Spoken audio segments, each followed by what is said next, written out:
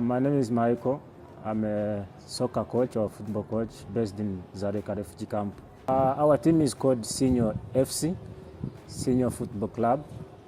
It's a football club or soccer club based in Dzaleka refugee camp here in Doa district, Malawi. We have the first team that is composed of 25 players, and you have the junior level. The junior level, that's under 17, composed of about 20 players, and as well as the under 15 that has about 16 players. Yeah, as a soccer team or a football club, we are involved in training sessions. We play games, both competitive and friendly games.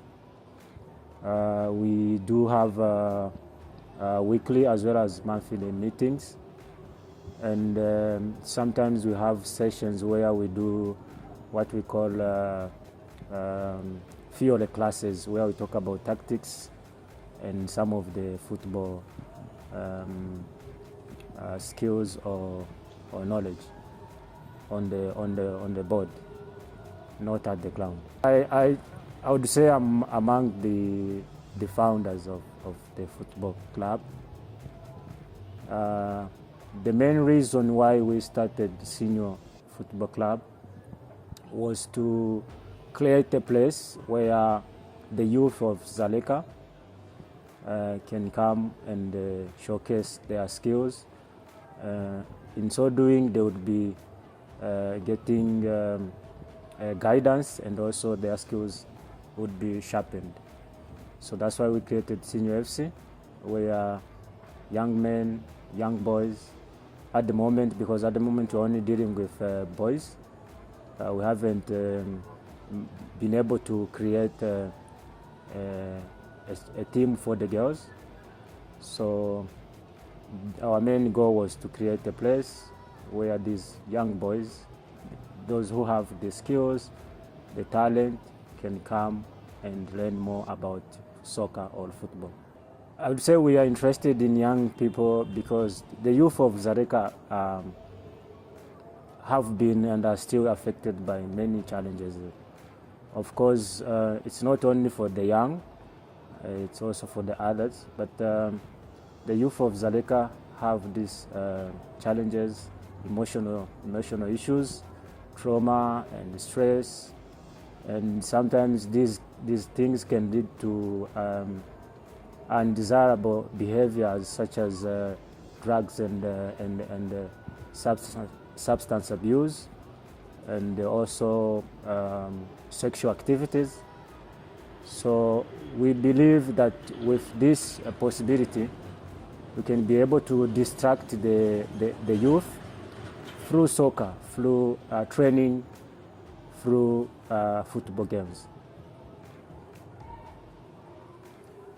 So when they come for a training session, which normally lasts about 2 to 2.5 hours, so they are distracted for about 3 hours.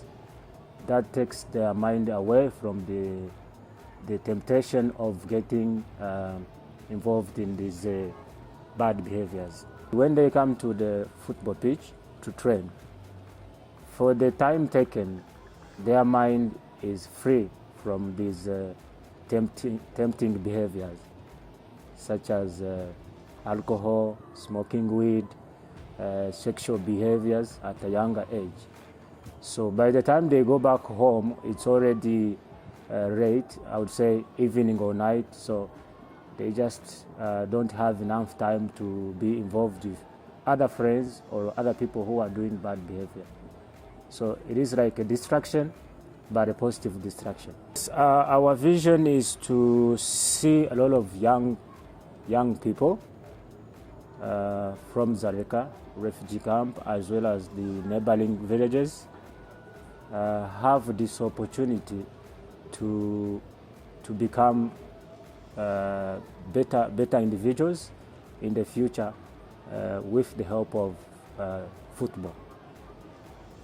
So it is our desire to be able to help them become better people, better sports men or women. There are a lot of things we are actually missing.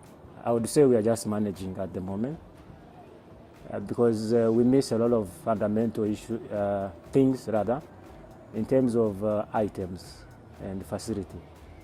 So we have, like I said, we have the first team as well as 2 youth setups, and it is a challenge for us to be able to provide them with the necessary equipment in terms of the footballs, the markers, the cones, the bibs, the uniforms. Sometimes when we play, they need something to put in their stomach before they go to a football game, and it's a lot. It's a lot, but those are the fundamental ones. Like for a training session, normally you need at least 1 ball per 2. But if the team is doing well, you would need at least 1 ball, 1 player, 1 ball, 1 player. Because players need to improve in terms of the technical aspect of the game. They need to touch the ball a lot, especially these young ones. They need to be in contact with the ball longer. But most of the time, we have a training session whereby we have 1 ball. So 1 ball being used by more than 20 players, let's say 20, 25 players, that's not effective enough. So that's a challenge. Like also equipments, we don't have the financial muscle to be able to buy like jersey for different age groups. So we have 1 set of jersey whereby when the first team has a game, they use it.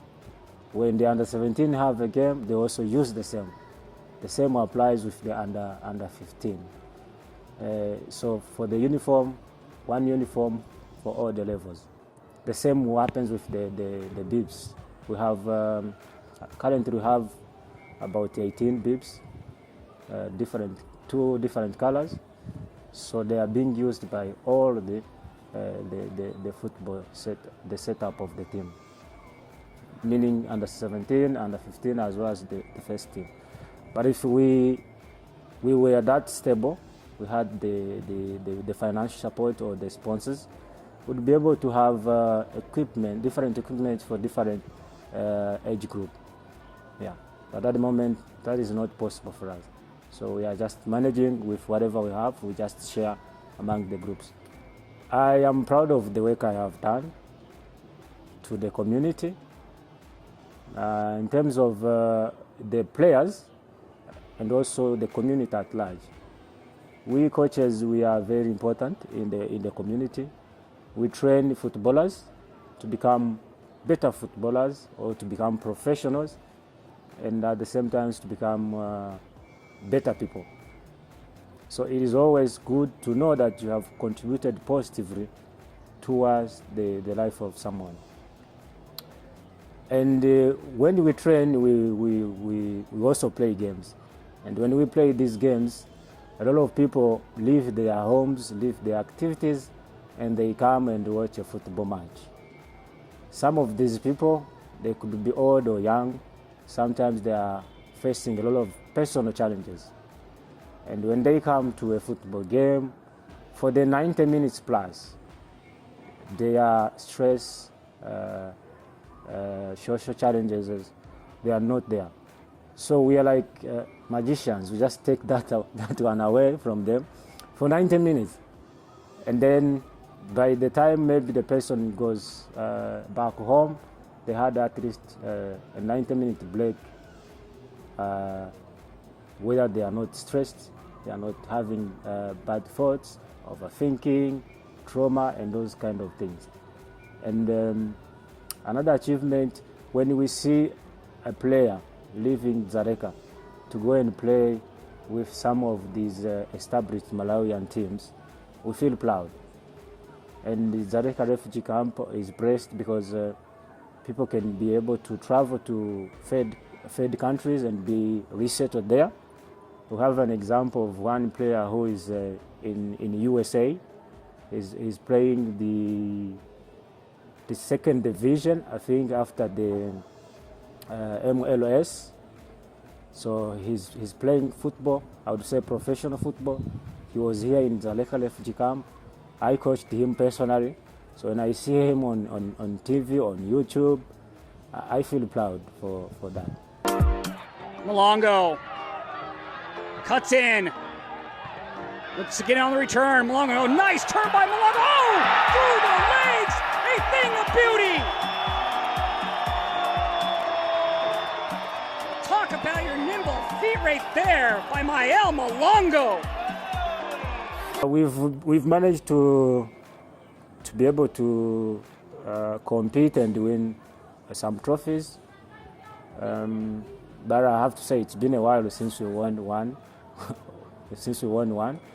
But I would say senior, we have a total of 5 trophies, 4 for the first team, and also 1 for the under 15, which is now the under 17, because the under 15 is quite new compared to the first team. The under 17 is I think it's a baby of 3 years old now. So it started as an under 15, and now they are under 17. But my message to any well-wisher is that Dzaleka has a lot of football activities or clubs, senior being one of them.